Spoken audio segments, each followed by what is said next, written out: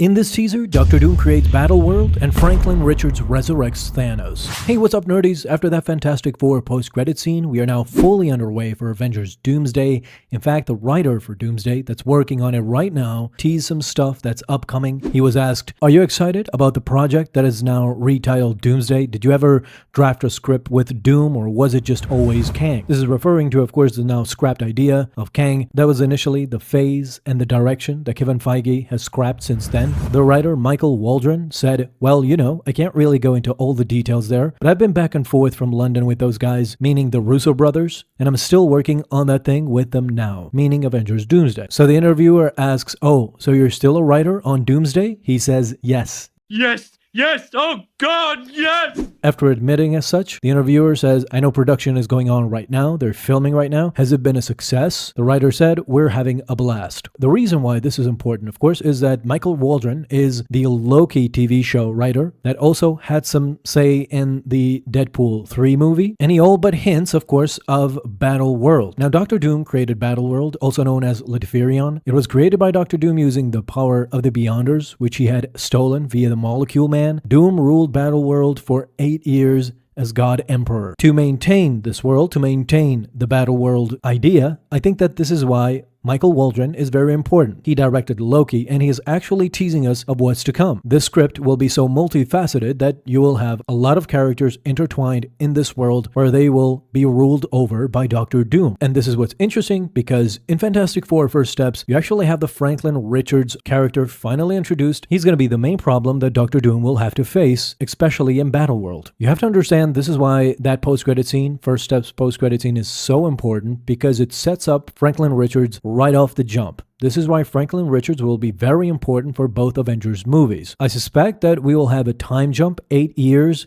as in the comics. Doom will rule over Battleworld, over a lot of characters. Enter Franklin Richards with Thanos. Rumors are that Franklin Richards, since, spoilers if you haven't seen the movie, since he resurrected his mother, never before done, he has the power of resurrection. This changes the game completely. So, in the Marvel Comics, Franklin Richards is a mutant whose primary ability is reality manipulation. So that means that he can reshape existence itself on a fundamental level. Unlike some other characters who have telekinesis or energy projection, Franklin's power doesn't only affect what already exists. Franklin can create and alter matter, energy, and space, even entire universes at will. This means timelines as well, and the multiverse too. He can rewrite the laws of reality around him. So you basically can think Thanos, but without the glove. He doesn't need the glove, he has the abilities himself. If you've seen the movie Fantastic Four First Steps, you see that Galactus himself refers to Franklin Richards as a more powerful entity than himself. So Galactus is bowing down before Franklin Richards, essentially. He is a wielder of what's called power cosmic. Franklin possesses more energy than ancient cosmic entities and countless planets bigger than Earth. So what's even crazier is that, as we see in the movie, Franklin Richards displays the ability of resurrection, which might be the most powerful and overpowered thing in the multiverse if you think about it. This has never been established before, and this is why it's interesting. This is why the writer of Loki is key to this, because that Loki experience, the TVA experience, will come in handy. Let's talk a little bit about Thanos. I am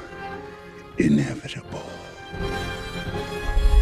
So what was established in other Avengers movies with Thanos is that real deaths are irreversible. The snap happened and the Avengers reversed it. The characters can be replaced by multiversal variants, but up until now, there haven't been any known scientific or magical methods to defy death. This is until the latest Fantastic Four movie, and it could set up one of the biggest baddies in the whole MCU, and that is, of course, Thanos. First of all, Thanos is one of those cosmic level threats that has immense natural powers, and coupling him with the Infinity Gauntlet, he is a Galactus level threat, a Franklin Richards threat. Again, in the comics, Thanos possesses a vast range of powers due to his eternal deviant hybrid physiology, and that grants him superhuman strength and endurance. He also has cosmic level intellect, and he is able to weaponize advanced technology. Beyond his physical abilities, the Mad Titan is a master schemer, of course, which often makes him a threat to the entire universe. But as we saw in Avengers Infinity War and Endgame, he is immensely powerful, and he can couple Franklin Richards by essentially changing all the things that Franklin Richards